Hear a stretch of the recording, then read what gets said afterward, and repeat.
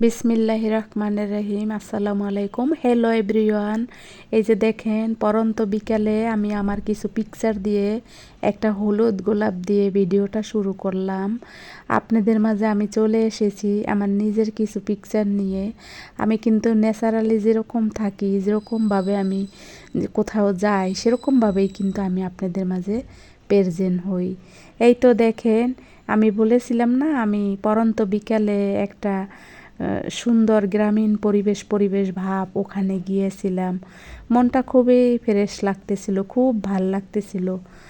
ইদানিং কেন জানি না, হয়তো বা এটা আমার বয়সের কারণে, আমার যেহেতু একটু বয়স হয়ে গেছে সেই কারণে হয়তো বা আমার এরকম মনটা একটু খারাপ হয়ে যায়। আর ভালো থাকার জন্য আমি শুধু ছুটে বেড়াই। এই যে দেখেন, এখানে এক ঝাঁক শিল্পী, নৃত্যশিল্পী, কণ্ঠশিল্পী এরা কিন্তু এখানে ছিল। এই ভিডিওর বাকি অংশটুকু কিন্তু আগের ভিডিওতে আপনাদের মাঝে শেয়ার করেছি। আর এখানে সবাই দলীয়ভাবে এক জায়গা হয়ে পিকচার তুলতেছিল। আমিও কিছু পিকচার তুলেছিলাম, আমার হাজবেন্ড তুলেছিল পিকচারগুলা। তাই তো আমার ভালো লাগলো, আপনাদের মাঝেও একটু আমি শেয়ার করলাম। আমার পরাণের ভাই বোন, আমি জানি আপনারা আমার ভিডিও অনেক পছন্দ করেন। আমি যেরকম মানুষ তেরকম ভিডিও আপনাদের মাঝে শেয়ার করি, সেগুলো আপনারা অনেক ভালোভাবে নেন, এটা আমার অনেক ভালো লাগে। আর এই যেখানে আমি দাঁড়াইছি, এই ভিডিওগুলো আমার হাজবেন্ড করতেছিল। ইদানিং কেন জানি মনে হয় কি, কাছের মানুষ কাছে থাকলেও না ফেক মনে হয়, ফেক। আসলে না জানেন, আমি আসলে আপনাদের মাঝে বলতে চাই না, কিন্তু না বইলা না পারি না, কারণ আশেপাশে কারোর সাথে তো শেয়ার করতে পারি না।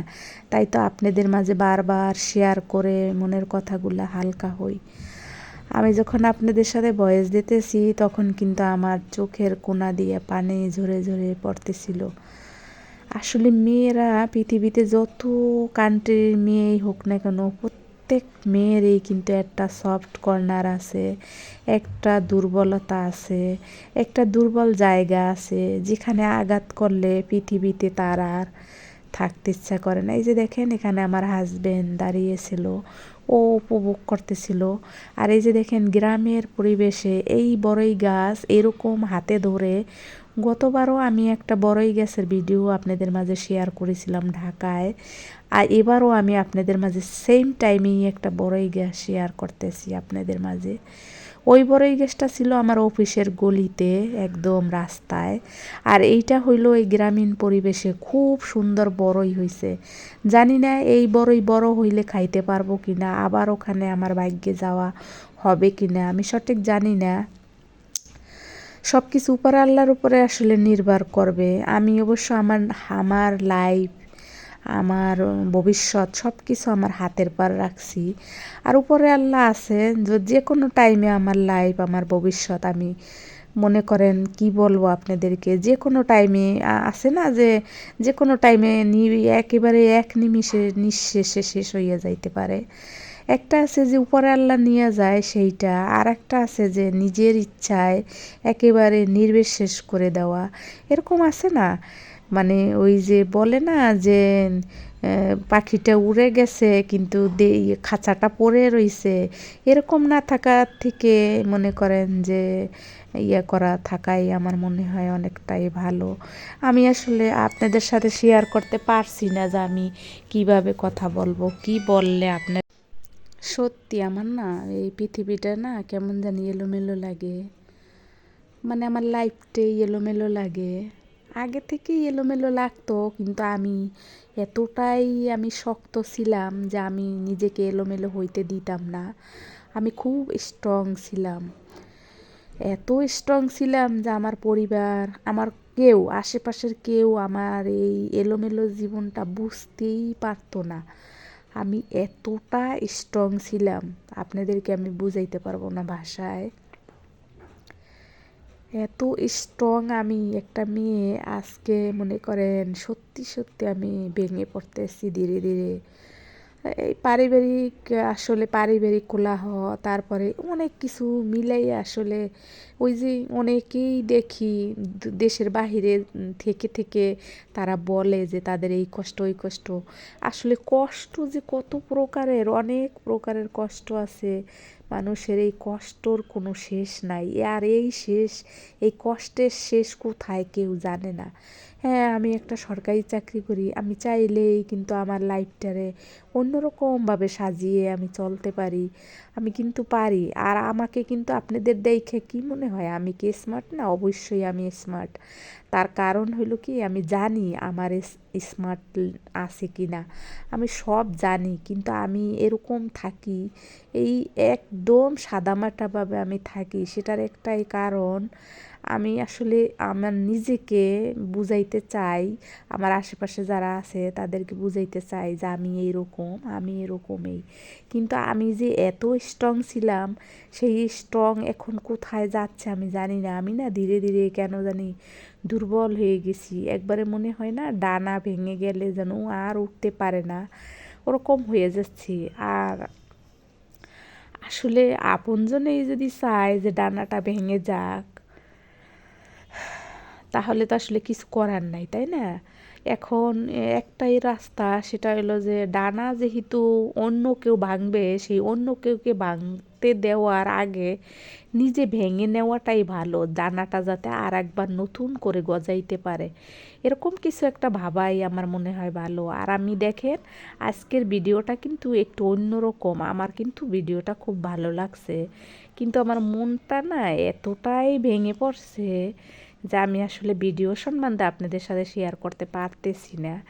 আমি আসলে আমার মনের কথাগুলোই আপনাদের সাথে শেয়ার করতেছি। ওই যে বলে যে পাখির ডানা ভেঙে গেছে, পাখি কী করে উড়বে না, আমার ভিতরে সবসময় এরকম ছিল, ডানা কখনোই ভাঙবে না। আর ডানা যদি ভাঙে, ডানাকে আবারও শক্ত করে নতুন করে গজানোর সুযোগ দেব, এরকম একটা ভাব ছিল আমার ভিতরে।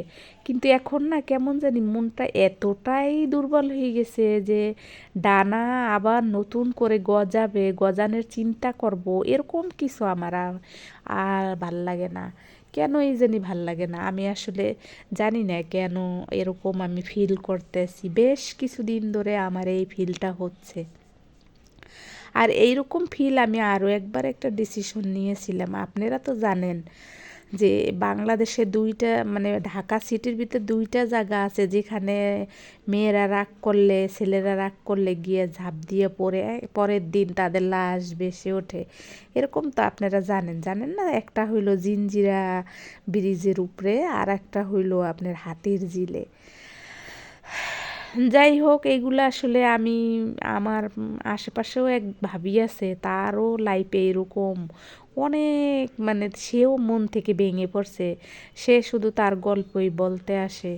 সে যখন সেই ভাইয়ের সাথে, ভাই যখন তাকে বিয়ে করে বা তাদের যখন সম্পর্ক হয়, তখন এই ভাই এতটাই পাগল ছিল ভাবির জন্য যে ভাবিকে আই কন্টাক্ট করতো ভাই, ভাবির আইয়ে তার কন্টাক্ট হইতো, মুখে কোনো কথা বলতো না, এবং লুকিং গ্লাসের ভিতরে কথা হইতো। ভাবি এও বলছে যে ভাবি কোন ধরনের গাউন পরা থাকতো আর কেন পরা থাকতো, এগুলোও ভাবি বলতো। ভাই বসে থাকতো, কিন্তু ভাবি আয়নায় থাকতো, কেউ বুঝতেই পারতো না যে আয়নার ভিতরে তারা দুইজন কথা বলতে আছে।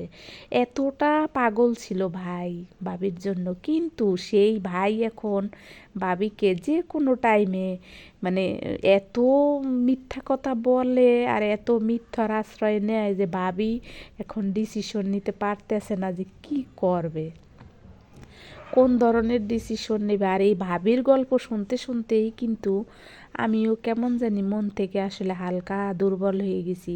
অথচ আমি কিন্তু খুবই একটা স্ট্রং মেয়ে ছিলাম, খুবই একটা স্ট্রং মা ছিলাম, কিন্তু এখন মা হিসাবেও দুর্বল হয়ে যাচ্ছি, আর মেয়ে হিসাবেও দুর্বল হয়ে যেতি, আর ওয়াইফ হিসাবে তো আরও দুর্বল হয়ে যাচ্ছি। যাই হোক, সব কিছু মিলাই এই ঢাকা সিটিতে একটা মেয়ে বেঁচে থাকা আসলেই সংগ্রামের ব্যাপার অনেক। যারা আসলে এই ধরনের সমস্যার সম্মুখীন হয় তারা জানে এই ধরনের সমস্যা হইলে কি কি অসুবিধা হয়। আমার পরাণের ভাই বোন, ভিডিওটা শেষ।